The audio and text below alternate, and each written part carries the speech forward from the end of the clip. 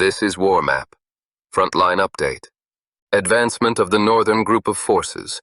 In the Kharkiv region, Russian units of the Northern Group of Forces have established control over the village of Ivanovka during successful operations.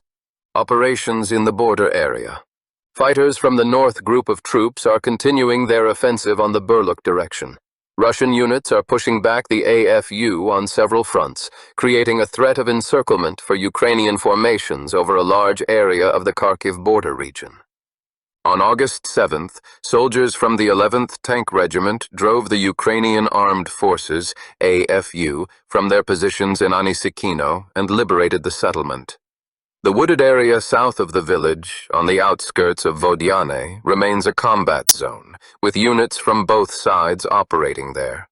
Meanwhile, to the west, Russian units have cleared the territory of Zakharovka and, through a series of attacks, pushed back Ukrainian formations from the neighboring village of Ivanovka. Advanced assault groups are already advancing towards Vasilivka, but there is no visual confirmation that they have entered the village. In the future, clearing Vasilivka will allow Russian units to continue their offensive eastward, towards units advancing from Ivashkino.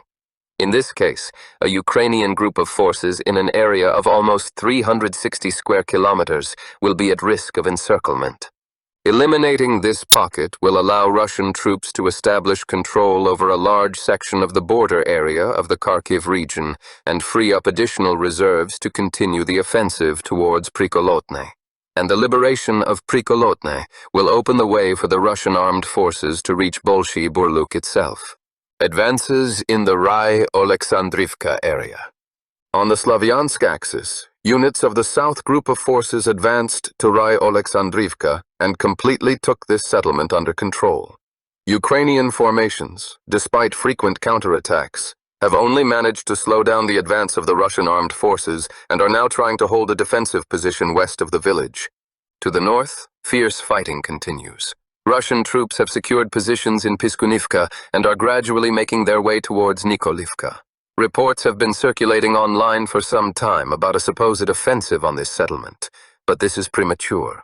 However, small groups may indeed be operating in the nearby forests. Fierce fighting continues near Malinivka. Ukrainian formations are counterattacking from Pershamarivka, both on foot and with the support of armored vehicles and artillery.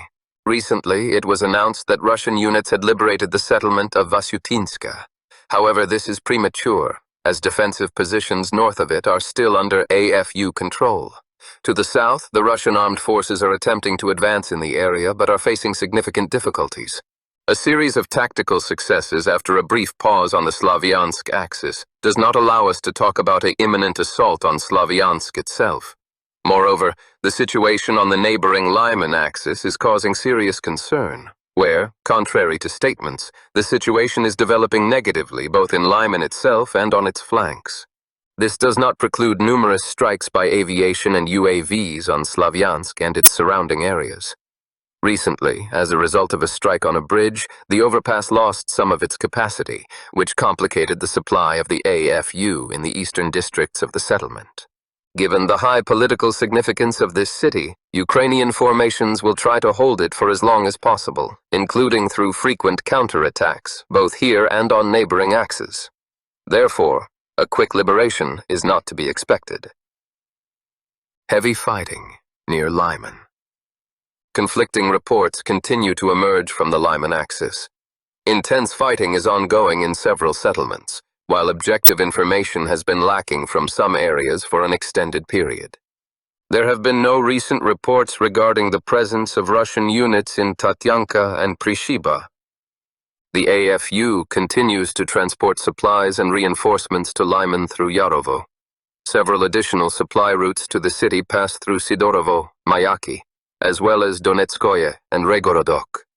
Despite the systematic destruction of bridges and the targeting of equipment on them, the AFU continues to cling to Lyman, bringing in additional forces and controlling approximately half of its territory. The remaining part remains a zone of fighting. The northern flank is a major cause for concern. Following an attack by Ukrainian formations, there have been no objective reports confirming any consolidation of positions in Red Kudub. According to the most negative reports, the AFU was able to advance south from there. Aviation and artillery are actively operating in the vicinity of Zelenaya Dolina. New craters are constantly appearing in satellite images. It is not yet clear who is carrying out these strikes. A Ukrainian formation recently shelled one of the forests, but there are also fresh traces of FAB, high explosive bomb, strikes with UMPK, gliding guidance module, in the surrounding area. The salient north of Lyman, extending to Svyatohorsk, remains largely obscured by the fog of war and is a potential source of major problems.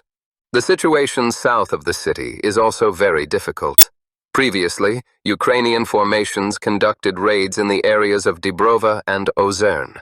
Now, for several weeks, reports have been emerging of artillery and drone strikes on AFU positions from both settlements, including in the area of the Krasnolimansky sandy quarry, where small groups of the Ukrainian armed forces have reached. Under these conditions, the status of Stary Karavan and Brusovka remains unclear. These settlements, previously under Russian control, are located at a significant distance west of the areas where small AFU groups are currently being destroyed. The current drone situation and the sparse deployment of forces create obvious difficulties for both offensive and defensive operations, and the extensive forests exacerbate the situation. It is premature to talk about large-scale offensive actions by the AFU. However, full control by the Russian armed forces over the forests south of Lyman, including the presence of small groups in Yampol, is also unlikely.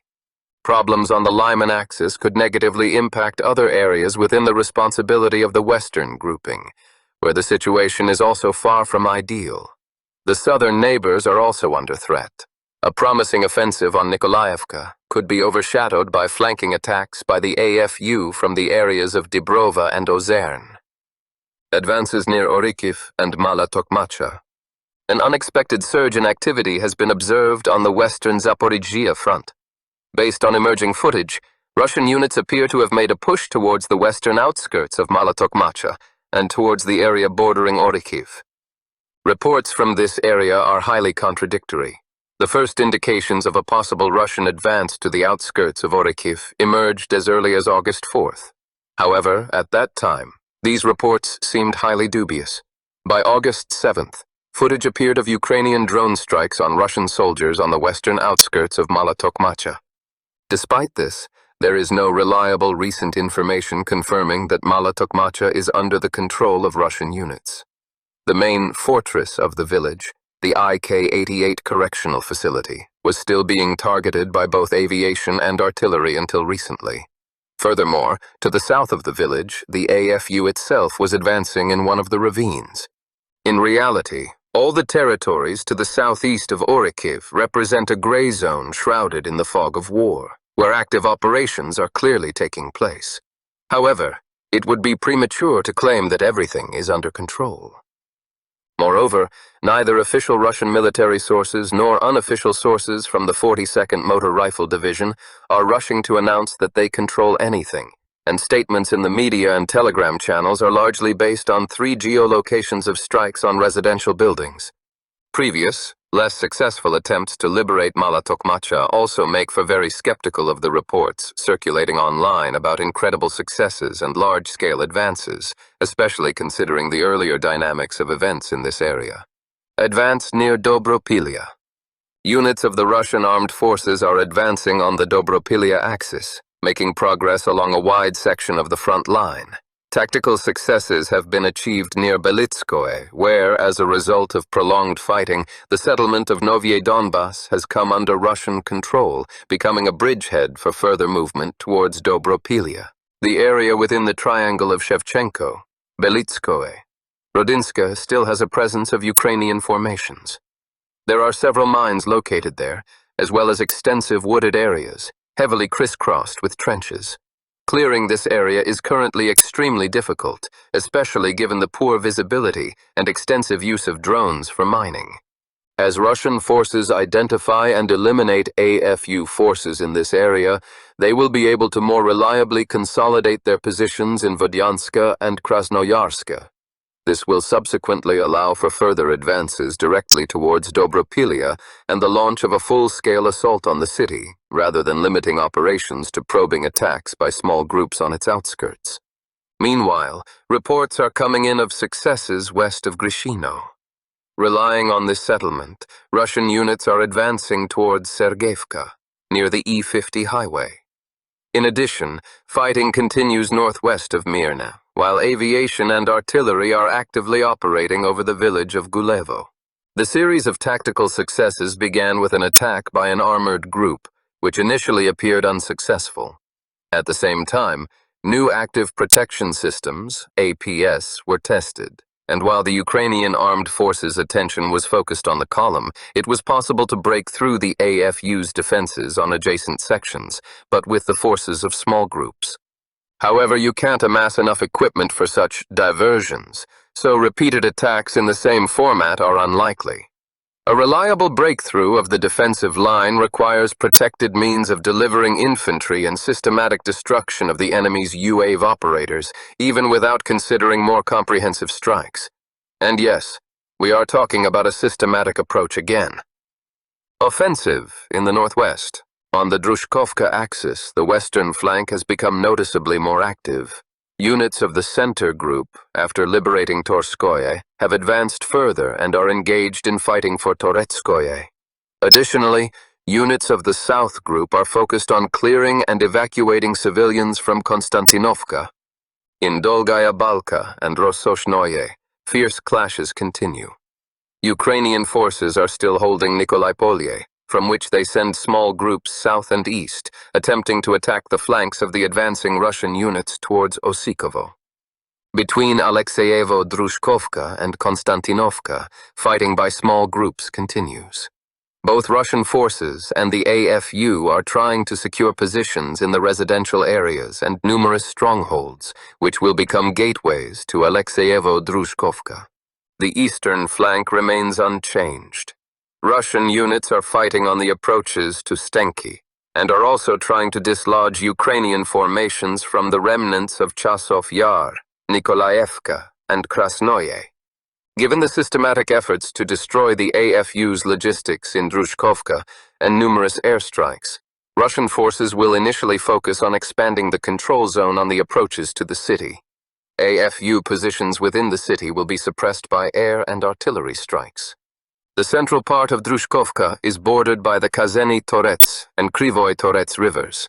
This, on the one hand, will complicate the Ukrainian defense, but on the other hand, it will also hinder the further advance of RAF forces. However, that is still a long way off. Alexeyevo-Drushkovka must first be taken, as well as a chain of settlements to the southwest of the city. The AFU also has enough room for maneuver. Despite the Russian offensive on the neighboring Dobropolsky axis and numerous strikes on Kramatorsk and Slavyansk, Ukrainian forces still have reserves that they can deploy. The AFU is quite capable of attempting to slow down the advance of Russian forces in the Slavyansk-Kramatorsk-Drushkovka agglomeration with the forces at hand, and to increase efforts on the Lyman or Dnepropetrovsk axes, where Ukrainian forces are attempting local offensives. Until next battle.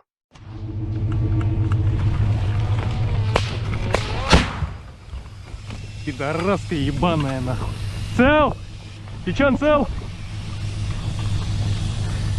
Отгоняй, отгоняй, Андрюха, его отгоняй! Питер.